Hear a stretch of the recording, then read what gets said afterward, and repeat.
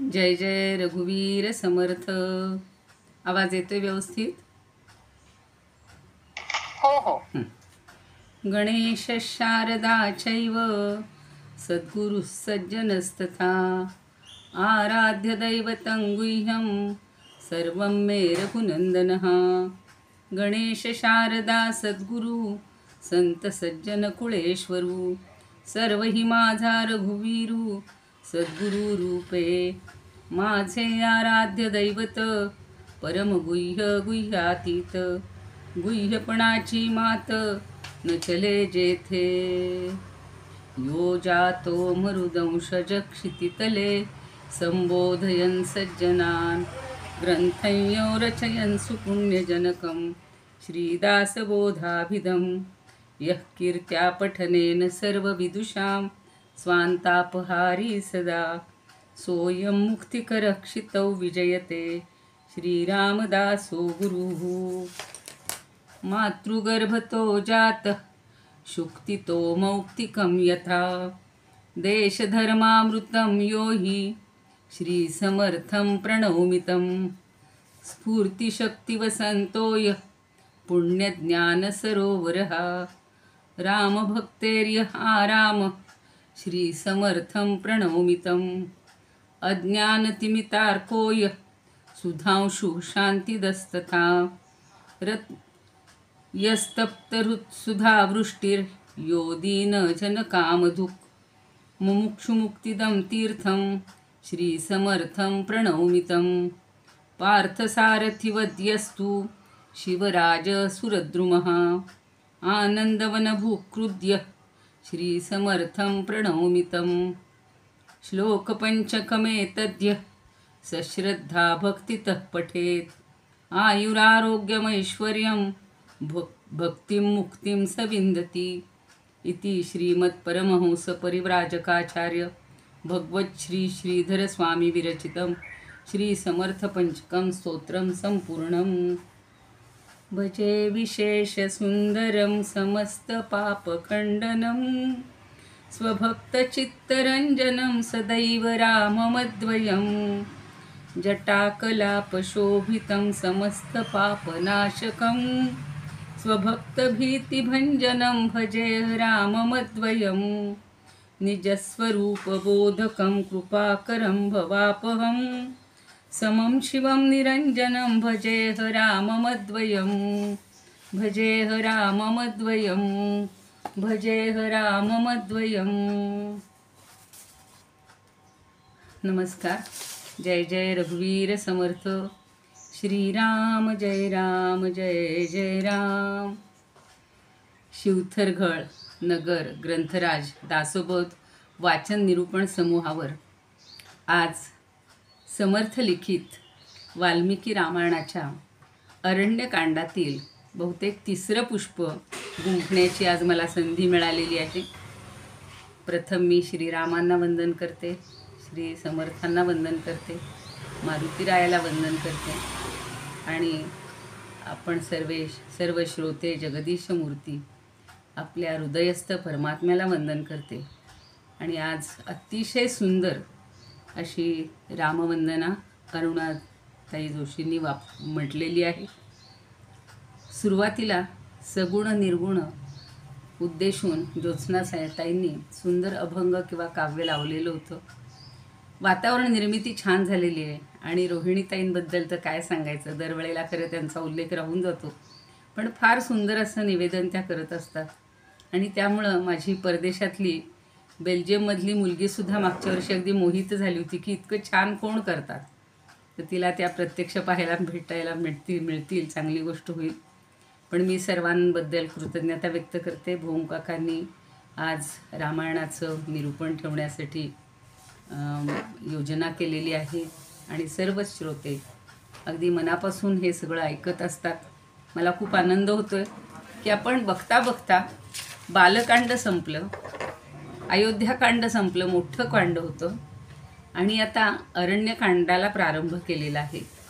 श्रीराम भरद्वाज ऋषींच्या आश्रमातून मागच्या वेळेला पुढे त्यांचा प्रवास सुरू झालेला आहे आणि अत्रि अनसूयांच्या आश्रमामध्ये ते आले होते. अत्री ऋषींनी त्यांचा सन्मान केलेला आहे. अनसूयेनं सीतेचा खूप मोठा सत्कार केला. तो आपण मागच्या वेळेला पाहिला होता की तिला तेजस्वी असे पुष्पहार दिले, सुंदर सुंदर अलंकार दिले आणि अंगाला लावण्यासाठी एक अशी उत्तम उटी दिलेली होती आणि ती त्यामुळं सुशोभित होईल. वनातून चालताना, वनातून फिरताना तिला कुठल्याही ह्या सूर्याचा किंवा कुठल्याही याचा परिणाम होऊ नये, त्रास होऊ नये, त्यासाठी एवढी काळजी अगदी माहेरची माणसं जशी घेतात किंवा आई मावशी सगळेजण जसे करतात तसे ह्या अनसूयेनं तिची काळजी घेतलेली होती.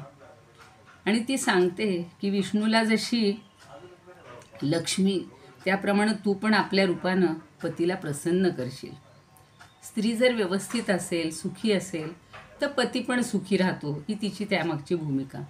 आणि एक चांगला पतिव्रता धर्म हा त्या दोघींनी एकमेकींना सांगितलेला आहे.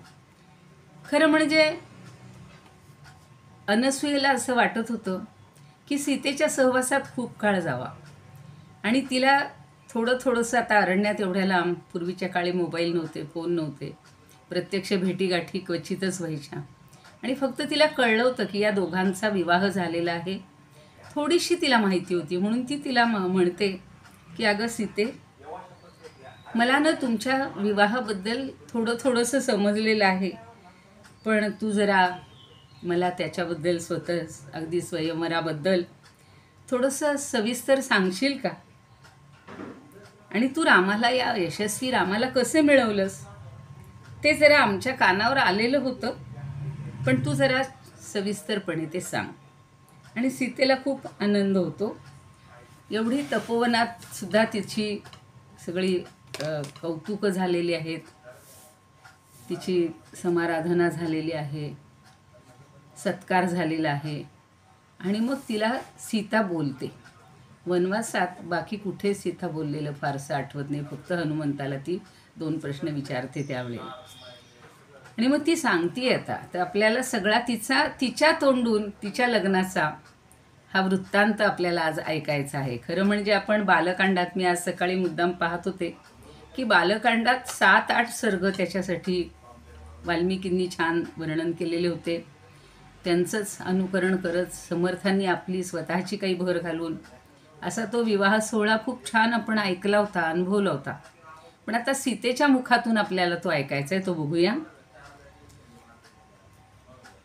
ती असं म्हणतीये की हे तपस्विनी माते, जसं घडलं तसंच मी सगळं सांगेन.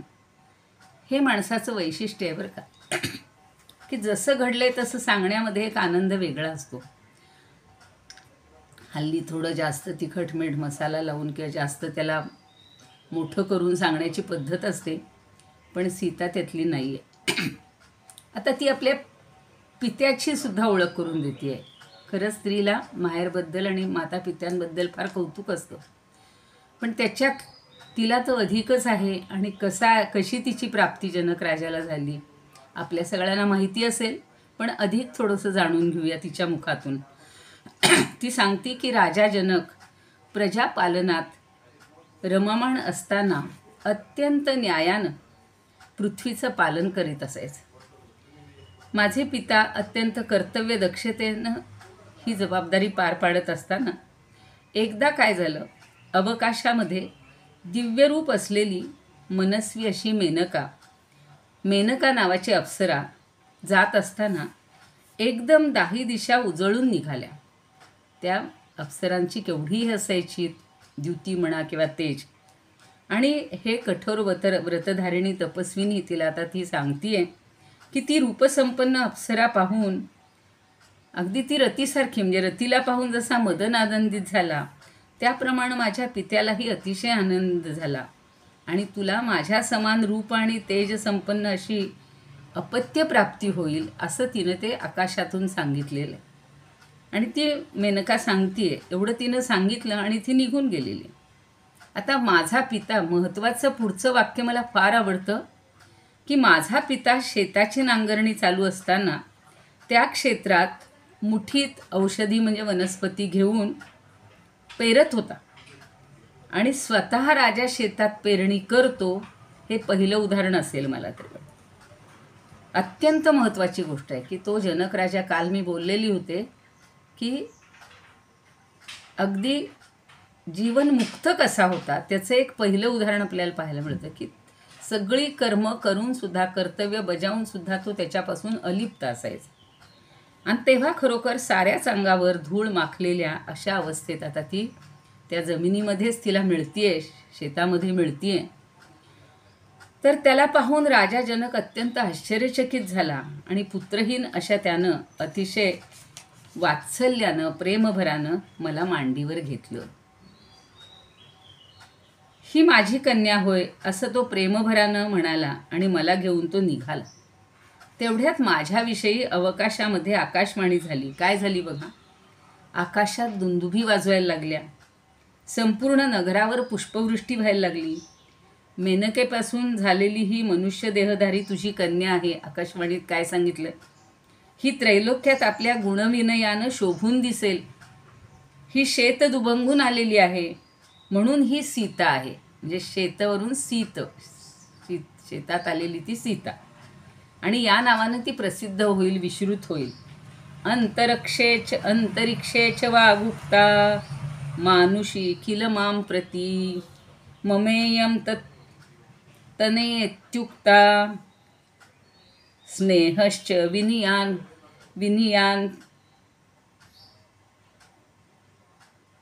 विनियातितः सदुन्दुभिरिमा चिन्त्या पुष्पवृष्टी पुरस्सर मेनकायां समुत्पन्ना कन्येयं मानुषी तव. ही सगळी पुन्हा आकाशामध्ये आकाशवाणी झालेली आहे. आता हे रामायण समर्थांनी लिहिलेल्या रामायणात त्याला रारा म्हणते मी. आणि अंतरिक्षेश तव वागुप्ता प्रतिमा मानुषी किल. इथं म्हणलं होतं कन्येयं मानुषी तव, आणि इथं म्हणले प्रतिमा मानुषी किल.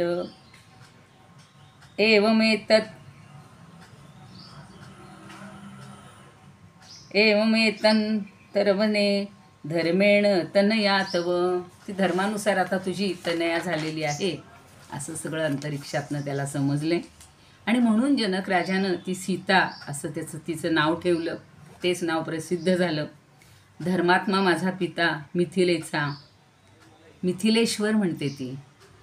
अतिशय आनंदित झाला आणि राजाच्या पूर्वपुण्याईमुळं, देवांनीच दिलेला हा प्रसाद मिळाल्यामुळं राजाची खूप भरभराटही झाली. आपण म्हणतो ना, पहिली बेटी धनाची पेटी, तसंच त्याला अनुभवायला मिळालेलं आहे. उत्कर्ष झाला. त्याच्या पत्नीनं, तिनं सुद्धा ती सांगते की मला अत्यंत वात्सल्यानं, मातेच्या प्रेमानं वाढवलं, स्वीकारलं. वृद्धिं चापाप विपुलां मामवाप्य नराधिपः देव्यै च दत्ता श्रेष्ठायै ज्येष्ठायै पुण्यकर्मणा. पुण्यकर्म करून ज्येष्ठ अशा पत्नीनं मला, म्हणजेच माझ्या मातेनं मला स्वीकारलं. आणि थोडी मोठी झाली. पित्याला बघा, मुलगी जरा मोठी व्हायला लागली, माता पित्याला ही एक काळजी असते. त्याचं सुंदर असं वर्णन या रामायणात समर्थांनी केलेलं आहे आणि वाल्मिकींनी केलेलं आहे. ती म्हणते की मी वयात आलेली जाणून धन निघून जाण्याच्या चिंतेनं जसा निर्धन मनुष्य चिंताग्रस्त व्हायला लागतो, तसा माझा पिता अतिशय काळजी करू लागला. या त्रैलोक्यात कोणत्या वरालाही कन्या अर्पण करावी अशी चिंता त्याला लागून राहिली. कारण का, की संसारात कन्येच्या पितेला, मग तो भूतलावर इंद्रतुल्य का असे ना, वरपक्षाच्या लोकांकडून ते आपल्या बरोबरीचे किंवा आपल्याहून कमी योग्यतेचे का असेनात, पण अपमान सहन करावा लागतो. हे रामायणातलं वाक्य आहे. आता काळ थोडा बदललेला आहे, तरीसुद्धा मुलीच्या पित्याला ही काळजी असतेच. आणि त्यांच्याकडं थोडीशी हीनपणे लेखण्याची तेव्हाही पद्धत होती. त्यामुळं त्याची चिंता काही दूर होत नाही. चिंतारूपी सागरात अडकलेला तो जसे नौकारहित मनुष्य पार पोहोचू शकत नाही, त्याप्रकारे माझे पिताही चिंतामुक्त होऊ शकले नाहीत. तया संभाविताचास्मी स्निग्धया मातृसौहृद पतिसंयोग योग्यंतु वयो दृष्ट्वा तुमे पिता चिंतामभ्यगमादितो वित्तनाशादिवाधनः सदृशादव कृष्टाश्च लोके कन्या पितावरात. वराच्या मुलाकडून किंवा लोकांकडून मंडळींकडून आपला अपमान होईल का ही त्याला सतत खंत असते. सदृश्चाश्चापकृष्टाश्च, समर्थांनी अवकृष्टाश्च म्हणले आणि वाल्मिकींनी म्हणजे वाल्मिकी रामायणात अपकृष्टाश्च. थोडेसे फक्त उपसर्ग लागतात, त्यात फरक आहे. प्रदर्शनमवाप्नोति शक्रेणापि समो भुवि तां दर्शनामदूरस्थां सदृश्यात्मनि पार्थिवः. तर आपल्या बरोबरीचे जरी असू किंवा कमी दर्जाचे असले तरी सुद्धा त्यांना अपमान सोसावा लागतो. म्हणून वाल्मिकी रामायणात म्हटलंय की या जगात कन्येचा पिता या भूतलावर इंद्राच्या तुल्य जरी असला तरी वरपक्षाकडून आपल्या समान असो किंवा आपल्यापेक्षा कमी असो, हीन असो, त्याला प्राय अपमानच सहन करावा लागतो. आणि अपमान सहन करण्याची वेळ आता जवळ आली आहे असं पाहून तो तिचा पिता म्हणजे ती सांगते माझा पिता चिंतासागरात बुडून गेला. आता ही अयोनिज आहे, ती अशी प्राप्त झालेली आहे, शेतामध्ये प्राप्त झालेली आहे. आणि ती त्यामुळं पित्याला कोणता ठामपणे निर्णय घेता येत नाही. एक वेळ आपली म्हणजे आपली कन्या असेल तर जरा निश्चितच आहे, पण ही अशी मिळालेली आहे आणि तिच्याबद्दल निर्णय घेणं त्याला खात्री नव्हती. म्हणून माझ्यासाठी अनुरूप पती मला मिळावा यासाठी त्या बुद्धिमान राजानं अतिशय विचार करून सीतेचं मी स्वयंवर रचीन. आता ही खरं घटना घडलेली आहे, पण तिच्या मुखातनं ऐकायची म्हणून आपल्याला उत्सुकता ठेवायची. आणि त्यांनी निर्धार केला की मी हिच्यासाठी स्वयंवर रचीन. यजमान असलेल्या यज्ञात थोर वरुणानं प्रसन्न होऊन अक्षय बाणांचा भाता असलेलं धनुष्य त्याला दिलं होतं. इथं वरुणानं दिलं होतं म्हटलेलं आहे. बालकांडामध्ये कुबेरानी वगैरे म्हटलेलं आहे आणि कोणी शिवानी दिले म्हणतात. असाधारण पराक्रम असल्याशिवाय सामान्य मनुष्य धारण करणार नाही असं हे भूमंडळावरील धनुष्य वाकवण्यास जो कोणी नरेश किंवा राजा समर्थ होईल त्याला मी ही कन्या देईन असं त्यांचं मत होतं. आणि म्हणून ते धनुष्य त्यांनी आता त्यांच्या महालामध्ये आणून ठेवलेलं होतं. सर्व राजे महाराजांना आमंत्रण पाठवली, बोलावून घेतलं. जो राजा हे धनुष्य उचलून सज्ज करील तो माझ्या कन्येचा म्हणजे सीतेचा पती होईल असं त्यांनी घोषणा केली. आणि अशा रीतीनं आता ती सांगते की चिंतार्णवगत पारम नास सादा प्लवो यथा अयोनिजाम हिमां दृष्ट्वा नाद्य गच्छत विनिश्चयम. मगाशी सांगितलं तसं निश्चय होत नव्हता. सदृशं चानुरूपं च महिपालं पती मम तस्य बुद्धिर्यं याता चिंतया चिंतमानस्य धीमतः समवाये नरेंद्राणां पूर्वमामंत्र्य सर्वशः. सगळीकडून निमंत्रण दिलेली आहेत. ये इदं धनुरुद्यम्य राजा सज्जीकरिष्यति. फक्त सज्ज करायचं होतं. सुताया मेद्यसीताया सवयी भरता भविष्यती. चिंतार्णवगत हे समर्थांनी लिहिलेलं आणि वाल्मिकी रामायणात थोडा फरक आहे. गतपारम नास सादा प्लवो यथा अयोनिजाम हिमां कन्या ज्ञात्वा नाद्य गच्छत स चिंतयन् सदृशं चाभिरूपं च महिपालः पतिं मम. पण ती म्हणती मला योग्यतेचा असा पती मिळावा. इदं च धनुरुद्यम्य सज्जं यः कुरुते नरः तस्य मे दुहितां भार्या भविष्यति न संशयः. तर त्याची कन्या म्हणजे माझी कन्या त्याची पत्नी होईल असं म्हटले. आणि पुन्हा अजूनही ती हे सगळं पित्याचं सांगितलं. आता स्वयंवर कसं रचलं गेलं, काय काय झालं ते आता ती रामाचा पराक्रम आणि ते सांगणार आहे पुढच्या सर्गामध्ये. तर सीता अनसूयेला पुढं सांगतेय की माझ्या पित्यानं त्या धनुष्याची प्रतिष्ठापना केली. जे जे पराक्रमी राजे होते त्यांना स्वयंवरासाठी आमंत्रणं पाठवली होती.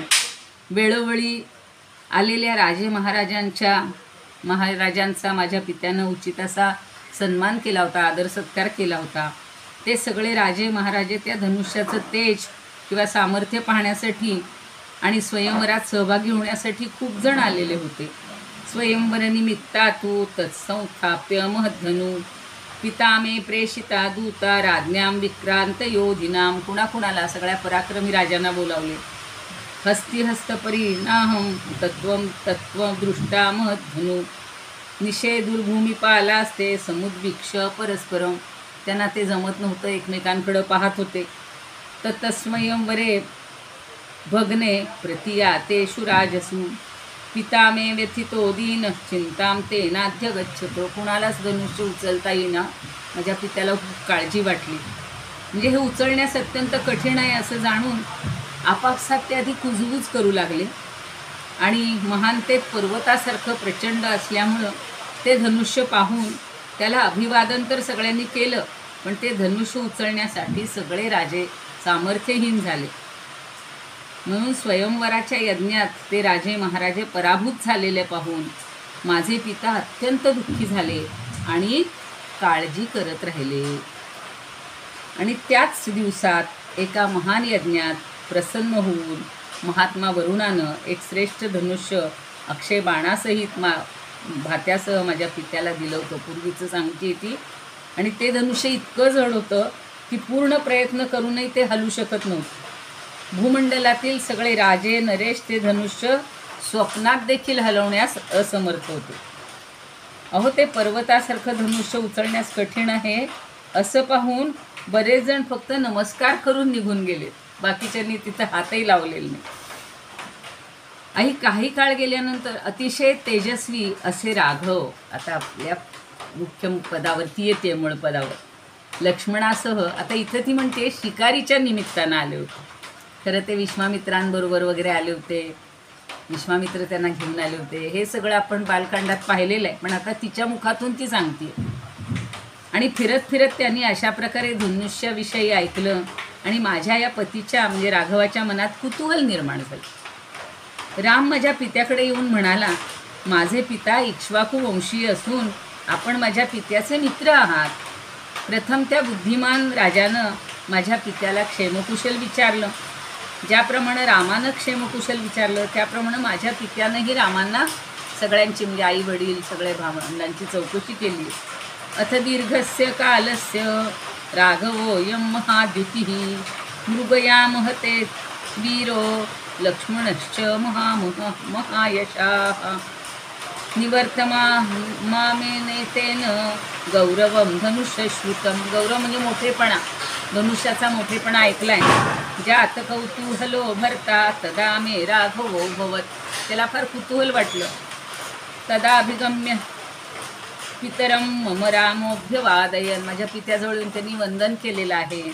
इक्ष्वाकोस्तु पितुस्तस्य वदेस्यो हि पितामह. जे आता मराठीत सांगितलं तेच ते सांगतेय की माझ्या म्हणजे तो सांगतोय की माझे पिता तुमचे सुहृद आहेत. कुशलानामयं पृष्ठ पूर्वं रामेण धीमता. आधी रामानं विचारलं, नंतर त्यांनी रामाला विचारलं.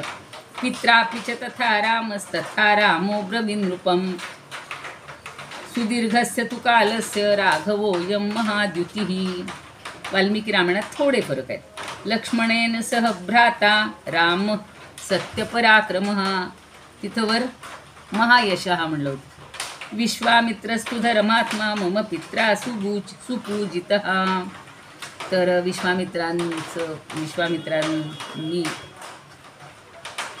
विश्वामित्रांनी माझ्या पित्याला खूप मान दिलेला आहे.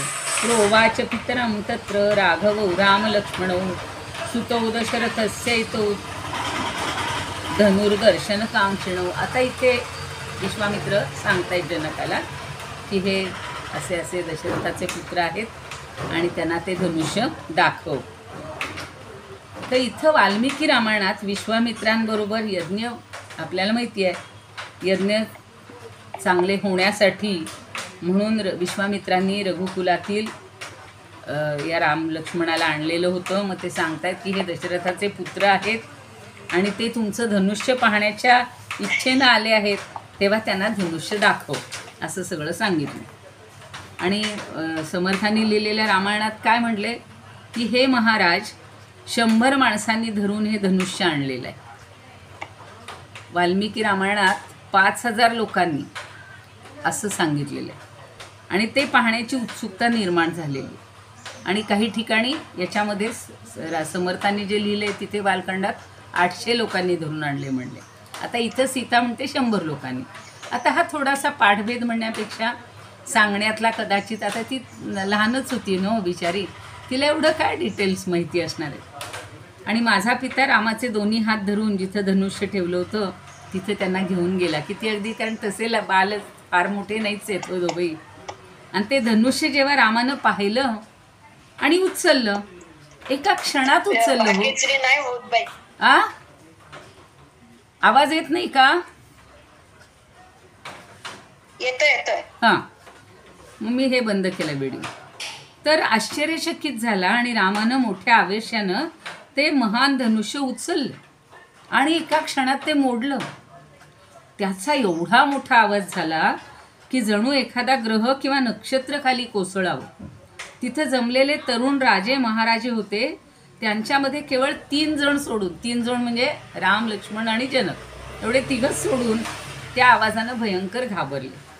मनुष्य शतसंधार्य धनुस्तत्र किल प्रभो तन्मे कौतूहलं द्रष्टुम तद्धनुर्दर्शयत्स्व मे विस्मितश्चा भवत राजा पिता मे समहायशाः रामश्च तद्धनुर्दृष्ट्वा तोलयामास वीर्यवान. तोलयामास त्यानं उचललेलं आहे. खूप सुंदर शब्द वापरलेत बघा समर्थांनी. तस्य शब्दो महद्भीम पततश्चाशनेरिव बहवा तत्र पुरुषा योषितश्च महिंगता. बरेच जण असे कोसळून पडलेत, स्त्रिया आणि पुरुष. आणि त्यानं 2 धनुष्याचे तुकडे म्हणून राम, लक्ष्मण आणि माझा पिता हे 3 जण सोडून इतरांच्या मनातील धैर्य ते टिकू शकले नाहीत. नृपश्रेष्ठ असा माझा पिता राघवांचा तो पराक्रम पाहून अतिशय आनंदित झाला. आणि तेव्हा सत्याचरणी माझ्या पित्यानं मला पत्नी म्हणून रामाला अर्पण करण्यासाठी जलकलश हाती दिला. जे कन्यादान करतात ना, लगेच त्यांनी तिथं दिलेलं आहे असं ती सांगते. आणि त्या समयी आपले पिता अयोध्या नरेश दशरथांचा अभिप्राय जाणल्याशिवाय रामाचा विनय बघा इथे लक्षात येतो. आजचा मुलगा असता तर लगेच तिथं लग्न उरकून घरी बायकोला घेऊनच आला असता. पण तीच तो सांगतोय की माझ्या पित्याचा दशरथ नरेशांचा अभिप्राय जाणल्याशिवाय मी हे ग्रहण करू शकत नाही. आणि म्हणून जनकांनी सुद्धा पृथ्वीपती पित्यानं माझे वृद्ध शशूर दशरथांना आमंत्रण देऊन रामाला मला धर्मपत्नीच्या रूपानं अर्पण केली. ततो श्वशूरमा आमंत्र्य. त्या स्वसूर शब्द ह्यांनी समर्थांनी वापरलेला आहे. श्वच्या ऐवजी स्वसूर. ममतं पृथिवीं पतीं धर्मपत्नीं नरेंद्रेण दत्ता रामाय धीमते मनसेव, म्हणजे केवळ मनानच. तू जातास्मी रामो मे हृदये स्थितः. त्या रामाच्या हृदयात मी बसलेली आहे हे मला समजलं. तया ममानुजा बाला उर्मिला प्रिय दर्शना. आता माझी लहान बहीण म्हणते उर्मिला. तत्तश्वशूरमा आमंत्र्य वृद्धं दशरथं नृपं मम पित्रास्त्वहं दत्ता रामाय विदितात्मने. हे वाल्मिकी रामायणात म्हणले. आणि मम चैवानुजा साध्वी उर्मिला शुभदर्शना. वर प्रियदर्शना म्हणलं समर्थांनी, इथे शुभदर्शना म्हणले. किती छोटेसे शब्द बदल असतात पण त्याच्यातनं अर्थ जरा आपल्याला भावतो. प्रिय वाटणं, प्रियदर्शन असणं आणि शुभ दोन्हीचे अर्थ चांगलेच आहेत. भार्यार्थे लक्ष्मणस्यापि दत्ता पित्रा मम स्वयं. तर माझ्या लहान बहिणीला लक्ष्मणाला देऊन टाकलं. इथं बाकीच्यांचा उल्लेख तिथं केलेला नाही आहे. आपण फक्त एकच ओळ म्हणूया आता की तिथं त्यांचा विवाह झाला आहे. आणि पूर्वी आपण ऐकलेलं आहे ते गीत, कारण पुढची मला सगळी कहाणी आता सांगायची आहे. आकाशाशी जडले नाते धरणी मातेचे स्वयंवर झाले सीतेचे. स्वयंवर झाले सीतेचे. स्वयंवर झाले सीतेचे. स्वयंवर झाले सीतेचे. आकाशेना बद्धानूनं धरणी जननीयं शृणुत स्वयंवराख्यानं सीता स्वयंवराख्यानं. सीता स्वयंवराख्यानं. श्रीरामांनी सहज उचलिले धनु शंकराचे. गदिमांनी शंकराचे म्हणले. पूर्ण जाहले जनक नृपाच्या हेतू अंतरीचे. उभे ठाकले भाग्य सावळे समोर दुहितेचे.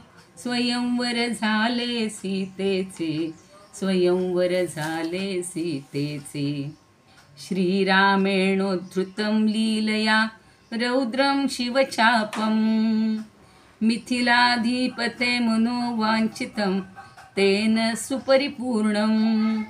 कन्याभाग्यं स्थितं श्यामलं तस्याग्रे मूर्तं. शृणुत स्वयंवराख्यानं सीता स्वयंवराख्यानं. शेवटचं फक्त घेऊया. राम ईश्वरांशोधराया दुहिता सा सीता. गंधर्वैरपि सुस्वरेण सा जयगाथा गीता. आकाशेनाबद्धा धरणी जननीयं चैवं. शृणुत स्वयंवराख्यानं सीता स्वयंवराख्यानं. अंश विष्णूचा राम धरेची दुहिता ती सीता. गंधर्वांचे सूर लागले जय गीता गाता. आकाशासी जडले नाते धरणी मातेचे. स्वयंवर झाले सीतेचे, स्वयंवर झाले सीतेचे. स्वयंवर झाले सीतेचे, स्वयंवर झाले सीतेचे. खूप सुंदर असा हा काय म्हणूया आपण हे झालेलं आहे, सोहळा झालेला आहे. आणि आता दंडकारण्यात या त्रिवर्गाचा म्हणजे राम लक्ष्मण आणि सीतेचा प्रवेश होतो.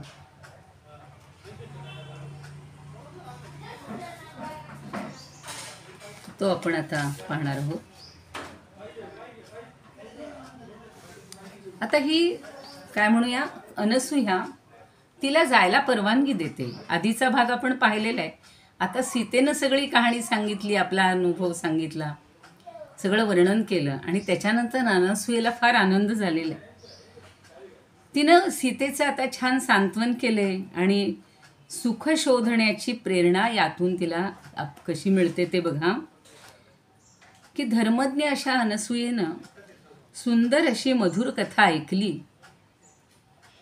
मैथिली सीतेला आपल्या बाहूंनी आलिंगन दिले. तिला अगदी आनंद झाला, कडकडून भेटली आहे ती तिला आणि तिच्या मस्तकाचं अवग्रहण केलं. अगदी तिला तिच्या आईची आठवण आली असेल बघा. हे कन्ये तू सुस्पष्ट आणि मधुर शब्दात, अत्यंत युक्त शब्दात, विचित्र हा शब्द चांगल्या अर्थानं वापरला जातो बरं का, विशेषण चित्र आणि मधुर प्रसंग सांगितलास, त्यामुळे मी अतिशय आनंदित झाली आहे म्हणते. हे सुंदरी मधुर भाषिणी सीते, तुला मी निश्चयानं सांगते की जरी वैभवरूपी सूर्य अस्ताला गेला असला तरी शुभ कल्याणकारी रात्र आता सुरू झालेली आहे. रात्रसुद्धा शुभ आहे, कल्याणकारी आहे. वनात आलेली आहे होती. आता तिथलं वर्णन इतकं सुंदर केलेलं आहे निसर्गाचं की आपण त्या वातावरणात आहोत असं मला तर वाटायला लागतं बघा.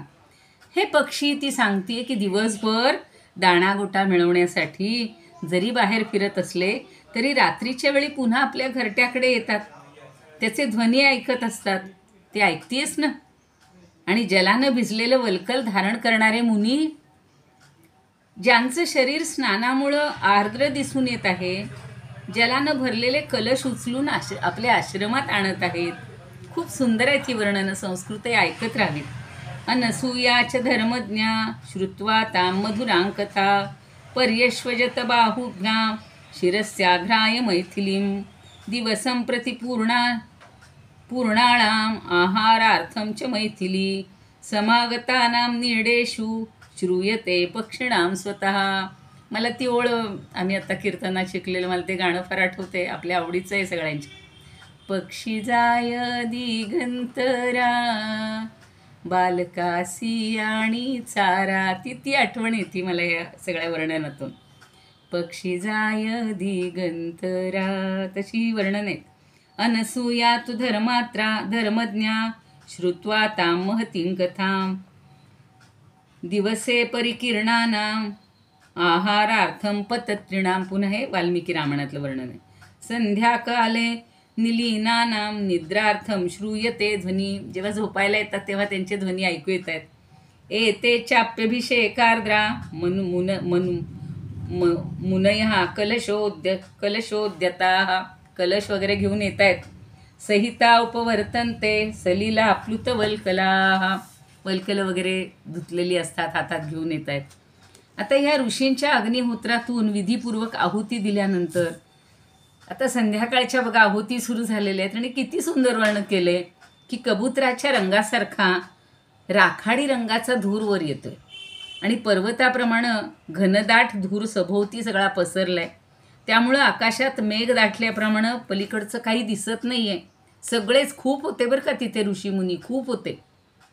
आणि पर्वताप्रमाणे वनातील हरणंसुद्धा यज्ञवेदीजवळील गवतावर विसावा घेत आहेत. कसं छान चित्र दिसतंय बघा. आणि ते सांगते की हे सीते नक्षत्रांनी नटलेली ही रात्र आहे बरं का. आकाशात प्रकाशाची प्रखरण करीत चंद्रही उगवलेला आहे. म्हणून आता जा, आता मी तुला जाण्याची आज्ञा देते. म्हणजे अनसूया अनुज्ञा नावाचाच अभ्यनुज्ञान असं नाव दिलेलं आहे असं याला सर्गाला. आणि तू जे मधुर बोललीस त्यामुळे मी खूप आनंदित झाले. जाऊन श्री रामचंद्रांच्या सेवेला लाग. तिनं त्याची आठवण करून दिली की आता रामचंद्रांची सेवा करायची वेळ झाली. पण माझ्या डोळ्यासमोर प्रथम हे अलंकार परिधान कर. कारण तिनं दिले होते हे मागच्या आपण सर्गामध्ये पाहिलं होतं. आता तिचा लग्न सोहळा पाहिला आहे, मग तिला नको का छान अलंकाराने अलंकृत करायला. आणि ही दिव्य वस्त्र आणि आभूषणही घाल आणि तू सुशोभित होऊन मला प्रसन्न कर. अलंकुरुष्व तावत्वं प्रत्यक्षं मम मैथिली प्रीतिं जनय मे वत्से दिव्यालंकारभूषिता. आता शोभिनी हा शब्द फक्त वाल्मिकी रामायणात वापरलेला आहे, इथे मैथिली म्हटलेलं आहे. आता सगळ्या अलंकारांनी नटलेली सीता बघा देवकवरणेप्रमाणे लगेच तिनं ऐकलं. हो नाही तर हल्लीच्या पूर्वी म्हणले असता मी जरा ना योग्य वेळेला बघीन, आत्ता नको मला. पण हिनं लगेच स्वीकारले ते. आणि नंतर तो ऋषीपत्नीस अनसूयेला अभिवादन करून ती रामाकडे गेली. आता तिला त्या रेशमी वस्त्रांमध्ये आणि पितांबर तिचं रेशमी आहे, पिवळ्या रंगाचं दिलं असणार. आणि अशा अलंकारानं नटलेली वगैरे तिला पाहून रामानं तिची मनोमन पूजा केली. म्हणजे लक्ष्मीची पूजन जसं केलं जातं तशी ती तिला भावली आहे आणि मनातून त्याची पूजा केली आणि तिचं अभिनंदनही केलं बरं का. सीतेनं रामाला संपूर्ण घडलेली हकीकत आणि तपस्विनीनं दिलेले सुंदर अलंकार, रेशमी वस्त्र हे सगळं दाखवते, म्हणजे सांगते.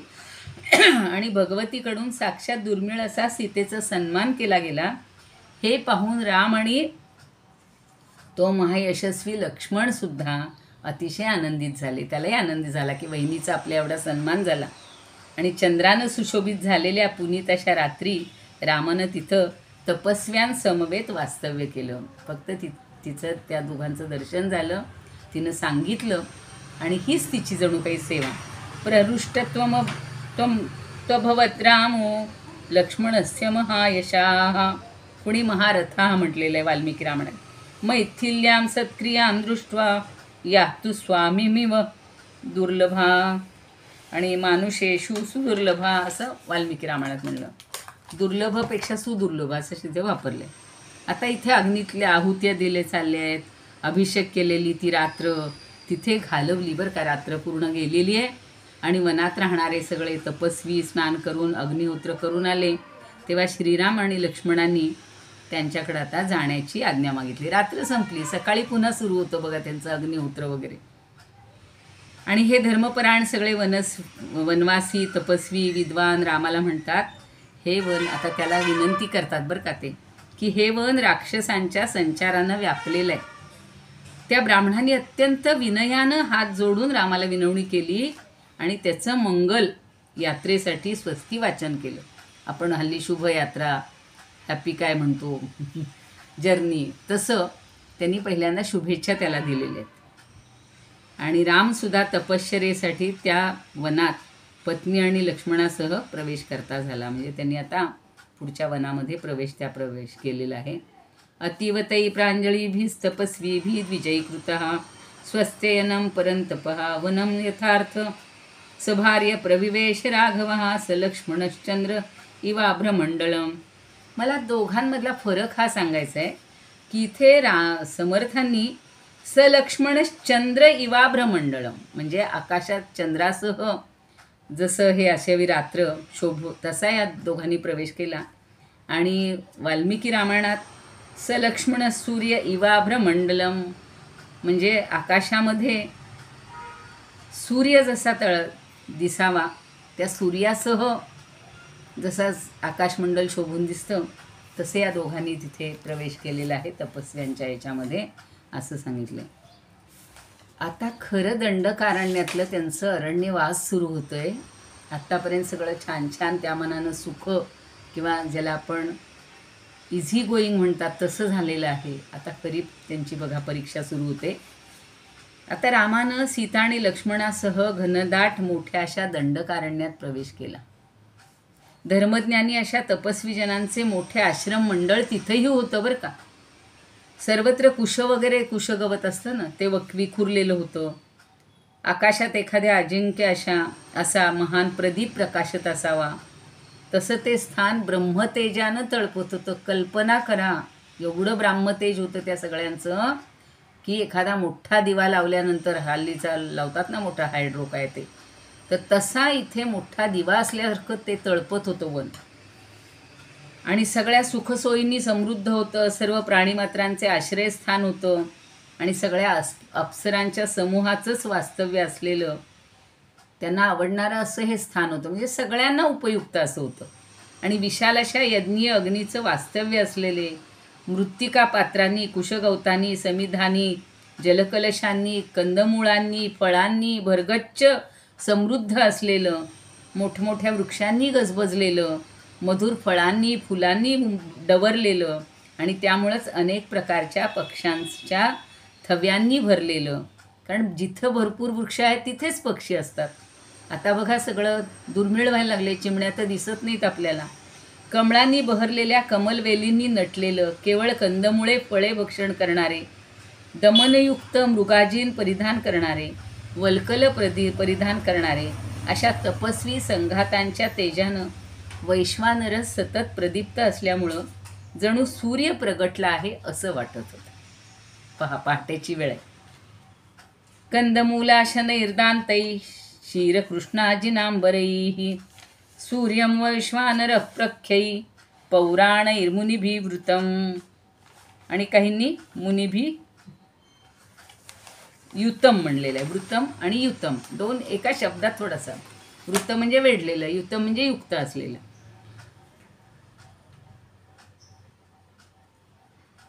ब्रह्मघोषांनी सतत निनादत असलेले मित आहार घेणाऱ्या ऋषी महर्षींनी सुशोभित असलेले ब्रह्मीभूत अशा ऋषी महर्षींकडून सतत होमामध्ये आहुती मिळाल्यामुळं त्या ज्वाळांनी प्रज्वाळलेले ऋषी संघांचे वास्तव्य असल्यामुळे ब्रह्मभवन सार्थ करणारे असंच ते स्थान होतं. ब्रह्मभवन किती नाव छान आहे. साक्षात आपण कालच पाहिलं सायुज्य मुक्ती. आणि ब्रह्म जिथे ब्रह्माचं वास्तव्य आहे किंवा ब्रह्माचं जे ठिकाण आहे ते भवन. तपस्वी जनांचं आश्रममंडळ वेदाध्ययनामध्ये कुशल अशा ब्राह्मणांनी सुशोभित झालेले असे आणि जणू श्रीमान राघवांप्रमाणे सुंदर त्याला साजेसे असे होते. म्हणजे आता सगळे यांना युक्त आहे मग यांना काही अयुक्त असणार नाही. आणि दिव्य ज्ञानाने तेजस्वी असलेला असा तो राम मोठ्या आवेशानं धनुष्य सज्ज करून त्या महावनामध्ये आलेला त्या तपस्वी जनांनी पाहिला. आता दंडकारण्यात प्रवेश केला. रामाला आणि त्याच्यासह तपस्विनी अशा वैदेही सीतेला पाहून सगळेजण अतिशय आनंदित झाले. काही लोकांची अशी हेच असते बघा व्यक्तिमत्वच असतं. आणि राम आणि सीता म्हणजे काय सगळ्यांना प्रेम प्रेम प्रेम आनंद देणारे. तर सगळ्यांच्या मनात वास्तव्यास असलेल्या चंद्राप्रमाणे तेजस्वी भासत होते दोघेही. व्रतस्थ अशा त्या तपस्व्यांनी रामाचं आणि सीतेचं क्षेम मंगल चिंतिलेलं आहे. पहिल्यांदा आल्यानंतर सगळे क्षेम कल्याण करतात. वनात निवास करणारे ते सगळे मुनी श्रीराम लक्ष्मण आणि सीता तिघांनाही अनिमिष नेत्र. अनिमिषचा अर्थ काय आपल्या पापण्या खालीवर होतात म्हणजे निमिष नेत्र आहे. पण अनिमिष म्हणजे ते सतत त्यांच्याकडं पाहत राहतात. त्या पापण्यांची हालचालसुद्धा होऊन देत नाहीत, इतक्या अनिमिष नेत्रांनी त्यांच्याकडं पाहत होते. मंगळानि प्रयुञ्जाना प्रत्यगृह्णान् धृतव्रताः राघवंचैव सीतांच रनिमिषैरिव म्हणलं तसं अनिमिष नेत्रांनी. मंगलानि प्रयुञ्जाना मुदा परमया युताः वर धृतव्रताः म्हणलेलं. मूलं पुष्पं फलं सर्वं आश्रमंच महात्मनः. वाल्मिकी रामायणात की तिथे सगळी मुळं फळं सगळं होतं. या सगळ्या धर्मचारिणांना पाहून तपस्वी लोकांना खूप आश्चर्य वाटलं आणि ते सर्व प्राणीमात्रांच्या कल्याणात रममाण असणारे हे तपस्वी जन रामाला अतिथीसाठी असलेल्या पर्णशाळेत घेऊन गेले. त्यांच्या इथे सुद्धा अतिथीगृह आहे बरं का, आपल्याकडं असतं गेस्ट हाऊस. त्यांनी विधिवत रामाचा अतिथी सत्कार केला. धर्मज्ञानी अशा त्या महर्षींनी रामाला पाणी, वनातील फुलं, फळं, कंदमुळं अर्पण केली आणि हे सगळं अर्पण करून हात जोडून म्हणतात, हे राघवा, खरोखर सदैव कल्याण करणारा, सत्यवचनी, शरण आलेल्या सर्वांचं आश्रयस्थान असलेला, महान यशस्वी, पूजनीय, माननीय, सर्वश्रेष्ठ, महान शासक असा दंडधारी राजा सर्वांहून श्रेष्ठ असतो. रामाची किती विशेषणं दिलीत बघा. या भूतलावर लोकपालांसहित इंद्राचा 4था अंश असल्यामुळं प्रजेचं राजा रक्षण करतो. भूपती म्हणून राजाला सर्वजण वंदन करतात. तो सर्व उत्तम आणि रमणीय गोष्टींचा उपभोग घेतो. तेव्हा महाराजांनी वनात राहणाऱ्या आमचं सगळ्यांचं रक्षण करावं. हे राघवा रामा, नगरवासीजन असोत किंवा वनवासीजन असोत, रामानं त्यांचं रक्षण केलं पाहिजे. तू नगरात राहा अगर वनात, तू आमचा राजाच आहेस. तू समस्त जनसमुदायाचा शासक आहेस, पालक आहेस. बघा, हल्लीच्या राज्यकर्त्यांनी जर ही वर्णनं वाचली, आत्मसात केली तर किती छान होईल, सगळी प्रजा सुखी होईल. आहेत प्रयत्न चाललेले आहेत, पण तरीसुद्धा स्थित्यंतरात सुद्धा काही थोड्याशा अडचणी सगळ्यांकडूनच प्रजाजनांनी समजून घ्यावं लागतं. आम्ही तर जितेंद्रिय, दयाळू, दंडधारी, तपस्वी आहोत. गुरुस्थानी असलेल्या, तप हेच धन असलेल्या आमचं तू रक्षण करावंस. असं म्हणून त्यांनी वनातीलच फळे, मुळे, कंदमुळं, पुष्पमाळा सगळं रामाला अर्पण केलेलं आहे. लक्ष्मणालाही त्यांनी विविध खाद्यपदार्थ अर्पण करून त्याचाही अतिथी सत्कार केला. देवदेवतांनी इंद्राचा सन्मान करावा तसा लक्ष्मणाला त्या मुनिश्रेष्ठांकडून आदर सत्कार मिळाला. तो स्वीकारून प्रसन्न झालेला हा महायशस्वी असा लक्ष्मणही प्रसन्न वदनानं राम आणि जनककन्या सीतेसह आश्रमात आला. त्यांना जो दिलेल्या वास्तव्याला ठिकाण. असं आता इथपर्यंतही चांगलं झालं आहे बघा, की चांगल्या लोकांच्या ब्रह्मजनांच्या सहवासात तो आलाय. अन्यैष विविध इर्भक्षयी स लक्ष्मणम पूजयत स तु मुनिवरैः लब्ध्वा सत्क्रिय त्रिदशपती त्रिदशैरिवार्चितः एवमुक्त्वा फलैर्मूलैः पुष्पैरन्यैश्च राघवं. वाल्मिकी रामायणात वन्यैश्च विविधाहारैः स लक्ष्मणमुपूजयन्. सगळ्यांचं पूजन केलं जातं. आता मी सांगितलं तसं दंडकारण्यातली भय किंवा भीती याचा अनुभव सुरू होतो. खरं म्हणजे मला वाटलं होतं की मी ते विराधापर्यंत पोहोचीन, पण सीतेच्या त्या स्वयंवर वर्णनात थोडा आपला वेळ जास्त गेला आहे. थोडं 5 मिनिट बोलते. ज्याप्रमाणे न्यायवर्तनी इंद्राचा यथाविधी सन्मान करावा, त्याप्रमाणे सिद्ध अशा त्या तपस्वी जनांनी अग्निसमान असलेल्या तेजस्वी रामाचा सन्मान केला. आदरातिथ्य केलेला राम त्या रात्री तिथे सुखानं राहिला. त्यांनी ते ज्या पर्णशाळेत त्यांना राहायला दिलं होतं, त्या महर्षींचं अतिथी सत्कार स्वीकारून सूर्योदय झाल्यावर समस्त मुनींचा निरोप घेऊन ते तिघं घनदाट वनात मार्गक्रमण करू लागले. शुभेच्छा दिलेल्या आहेत, शुभचिंतन केलेलं आहे, पण तरी बघा, जाता जाता लक्ष्मणासहित श्रीरामांनी वनाच्या मध्यभागी एक असं स्थान पाहिलं की जे नाना प्रकारच्या मृगांनी व्याप्त होतं. तिथं बरीच अस्वलं होती, वाघ राहत होते. तेथील वृक्ष, लता आणि झाडी नष्ट होऊन गेली होती. त्या वनप्रदेशात कुठल्याही जलाशयाचं दर्शन नव्हतं. आणि तेथील पक्षी किलबिलाट करीत होते. रातकिड्यांची किरकिर ऐकू येत होती. या ककुत्सव वंशीय रामानं आणि पाठोपाठ येत असलेल्या लक्ष्मणानं हिंस्र अशा पशुपक्ष्यांनी व्यापलेल्या घनदाट वनात एक नरभक्षक राक्षस पाहिला. आता इथून सुरुवात झाली बघा खरी त्यांची अरण्यवासाला. महाकाय अशा त्या पुरुषरूपी शिखरांवर 8-8 सिंहांची शिकार केल्यामुळं रक्ताचे ओघळ दिसत होते. किती जणांची हत्या त्याने केलेली होती. त्या राक्षसाचे डोळे खोल होते. तोंड फारच मोठं होतं. आकार असा विकट होता, म्हणजे अत्यंत भयंकर होता. आणि पोट फारच विक्राळ होतं. तो दिसण्यास भयंकर होता. बिभत्स बेडौल फारच मोठा आणि विकृत वेशाने युक्त होता. त्यानं रक्तानं माखलेलं आणि चरबीनं ओझं झालेलं व्याघ्रचर्म परिधान केलं होतं. समस्त प्राण्यांना तो त्रास देत होता आणि यमराजाप्रमाणे तोंड पसरून उभा होता. मस्तक गरागरा फिरवीत मोठमोठ्यानं गर्जना करीत होता. श्रीराम, लक्ष्मण आणि मैथिलीला पाहून तो क्रोधानं भैरवनाद करून पृथ्वीला कंपित करत होता. प्राणांतकारी म्हणजे प्राणाचा अंत करणारी अशी गर्जना की असा काळ जसा प्रजेकडे धावतो त्याप्रमाणे तो त्यांच्यावर धावलेला आहे. त्रासनम सर्वभूतानां व्याधितास्यमिवान्तकः सदृष्ट्वा लक्ष्मणञ्चैव दृष्ट्वा सीतां तथैव च अभ्यधावत्सु संक्रुद्धो लेलिहान इवान्तकः. अशा जिबल्या चाटतात ना हे यम किंवा किंकर जे असतात ते. सकृत्वा भैरवनादम दारयन्निव मेदिनी. ती सगळी पृथ्वी अशी कंपित होत होती.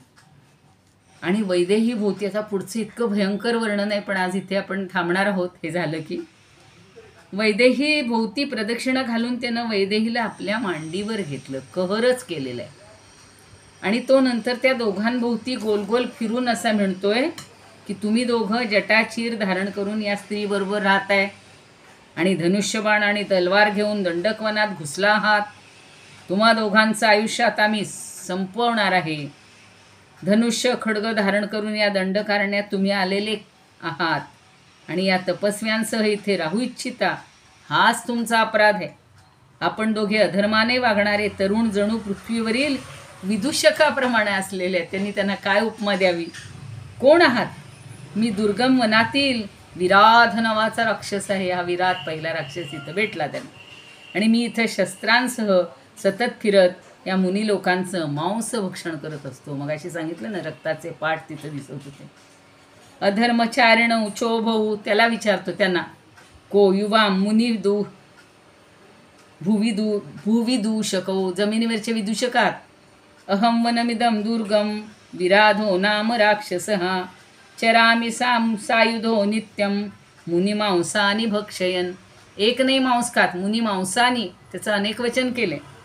अभ्यधावन सुसंक्रुद्ध प्रजा कालैवान्तकः. एखादा यम जसा धावत यावा अत्यंत क्रुद्ध झालेला तसा. असं बोलत तो प्रगट झालेला विराट नावाचा राक्षस दोघांनी पाहिलाय आणि वैदेहीला उचलून मांडीवर घेत मूठ उंचावून म्हणतो, ही सुंदर स्त्री आता माझी पत्नी होईल. तुम्हा दोघा पापी माणसांचं रक्त मी आता पिईन. आणि असं भयंकर शब्द बोलून त्यानं सीतेला पकडलेलं आहे. आणि मांडीवर घेऊन त्या दोघांपुढे तो उभा राहून मोठमोठ्यानं हसायला लागला. विक्राळ राक्षसी सगळं त्याचं कृत्य सुरू झाले. आणि तो असा भयंकर बोलत असताना वादळांमध्ये थरथरणारी ती सीता बिचारी थरथर कापायला लागली. ती विराधाच्या मांडीवर पाहून तोंडाला कोरड पडलेला राघव राम लक्ष्मणाला म्हणतो, वत्सा.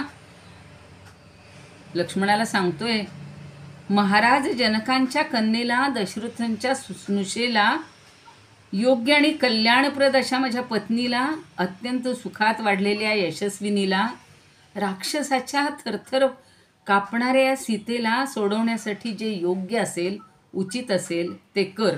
इथं आपण थांबूया. एक थोडंसं अजून हा सर्ग मोठा होता. मला असं वाटतं की उगाच तुम्हाला जास्त हे न करता एक भयानक असं आता अनुभव किंवा जे अरण्यवास ज्याला म्हणतात खरा, तो इथं सुरू झालेला आहे आणि तो आपल्याला अनुभवायला म्हणजे या रामाला न्याना नको, पण तो ती सुरुवात झालेली आहे. या ठिकाणी मी माझ्या वाणीला विराम देणार आहे. फक्त एक समर्थांचं रामरक्षा जसं स्तोत्र आहे तसं रामदास रक्षा स्तोत्र आपण बरेच जण नगरचे आहात. डॉक्टर मधुसूदन बोपर्डीकर यांनी ते रचलेलं आहे आणि काल मी त्यातले काही श्लोक म्हटले होते. आजही काही श्लोक म्हणते आणि माझ्या वाणीला विराम देते.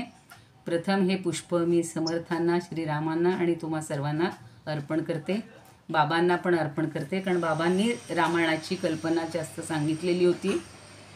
आता रामदास कसे आहेत, श्रीरामांच्या सारखंच रामरक्षेसारखंच कसं वर्णन त्यांनी छान केलं आहे बघा. ते म्हणून आपण थांबूया.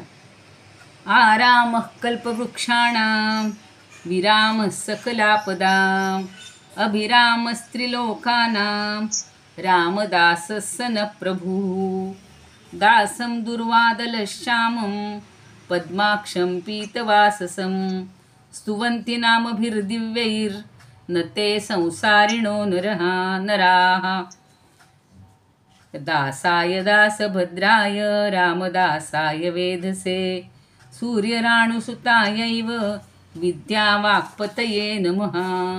श्रीरामदास रविनन्दन दास दास श्रीरामदास रविवत्सल दास दास श्रीरामदास रणकर्कश दास दास श्रीरामदास शरणं भव दास दास श्रीरामदास चरणौ मनसा स्मरामि श्रीरामदास चरणौ वचसा गृणामि श्रीरामदास चरणौ शिरसा नमामि श्रीरामदास चरणौ शरणं प्रपद्ये.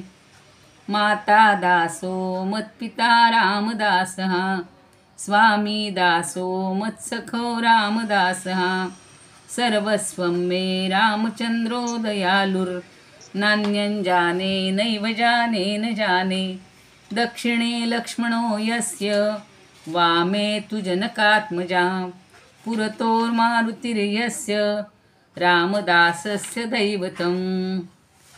थांबते इथं. नमस्कार. पुन्हा एकदा सर्वांबद्दल कृतज्ञता व्यक्त करते. भोम काकाने मला आनंद म्हणजे ही आनंदानं ही म्हणायला दिलेली आहे संधी. सगळेजण आनंदित झालेले आहात.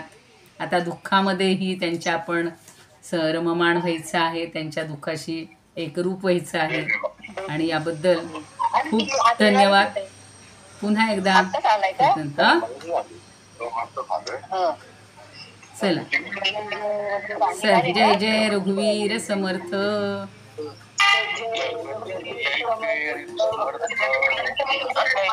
काही माझ्या अपूर्णता राहिल्या असतील तर क्षमस्व माम, क्षमा करावी. रघुवीर समर्थ. जय जय रघुवीर समर्थ. जय जय रघुवीर समर्थ. जय जय रघुवीर समर्थ. प्रत्येक ह्याच्यात वाल्मिकांनी प्रत्येक रामायणामध्ये काही काही वेगळं वेगळं असतात. हो, ते काय आहे, जसे जसे आता खरं मला आता हे करताना तर भावार्थ रामायण आपल्या एकनाथांनी लिहिलेलं आहे किंवा तुलसीदासांचं आहे, त्याच्यातही काही बदल हां जय जय बरेच प्रकार वेगवेगळे त्याच्यात सांगितलेले. हो, थोडे थोडे बदल आहे. हो,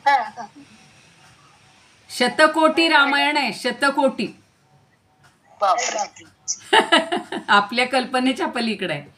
पण मूळ वाल्मिकी रामायणच समर्थांनी लिहिलंय, पण लिहिताना त्यांनी त्यांचे भाव काही ठिकाणी व्यक्त केलेले आहेत, काही शब्द बदललेले आहेत. खूप सुंदर असं आहे. हा, प्रत्येक प्रांताची आहेत, प्रत्येक देशाची आहेत. थाई रामायण सुद्धा मी वाचलेलं आहे. हा, परदेशातली पण आहेत. आहेत ना. मी संगमनेरला आहे. हो का? हो. बोपर्डीकरांची ओळख आहे. हा, मग त्यांच्याकडे यायचो ना आम्ही. खरवंडीकर, बोपर्डीकर. हा संस्कृतचेच होते ना ते गाडे तेव्हा पंडित. याल तेव्हा सांगा आमच्याकडे पण या. आता तुमच्याकडेच यावं लागेल आता. या मग. आले होते ना वैजयंती ताईंकडे आले होते. फार लांब नाही राहत, जवळच राहतो. हो का, बाबांकडे आले होते. कुठे कुणाच्या जवळ राहता? आम्ही बाबांच्या अगदी जवळ राहतो. बर, मग तिथे आले होते ना, बाबांकडे आले होते मागच्या वर्षी, दीड वर्ष झालं. माहित नाही, फार ओळख नव्हती ना. नाही नाही नाही नाही, आता ठीक आहे, आता खूप ओळखी झाल्यात. बघूया खास नगर. आता आहे जरा थोडी झाली ओळख. कोपर्डीकर आमच्या पलीकडून म्हणजे दत्त मंदिर आहे ना. हो हो, प्रोफेसर कॉलनी. अच्छा अच्छा. रुपालीताई हो बोला, नमस्कार. रुपालीताई आम्ही बोलवणार आहे पहिला सगळं की रुपालीताईंना नगरमध्ये ज्येष्ठ नागरिक मंचासाठी बोलवायचं आहे. बर बर, बोलवा बोलवा. आणि आम्ही ठरवलं की नागरिकांनाच बोलवायचं. चालेल चालेल, येऊ ना, येईन येईन. आमच्याकडे आलं तर आम्ही भाग्यवान समजू स्वतःला. मागे आले होते मी, त्या एका 2-3 कार्यक्रमाला आले होते नगरला. गुरुपौर्णिमेचा होता आणि नाही कळलं आम्हाला. नाही, ते आता सगळे संस्कृतचे कार्यक्रम असल्यावर तुम्हाला नाही संस्कृत भारतीचा एक होता. खरवंडीकरांनीच एक ठेवलं होतं व्याख्यान माझं त्यावेळेला स्त्रियांच्या ह्याच्यावर. हो का? हां, तेव्हा इथे आहे ना, ऋग्वेदिका काहीतरी आहे ना, एक हॉल आहे ना, तिथे आले होते मी. कुठला? ऋग्वेदिका काहीतरी असा हॉल आहे ना, मला आता. हां हां, हां तिथे आले होते. परीक्षा तुम्ही दिल्या त्या कुठून दिल्या?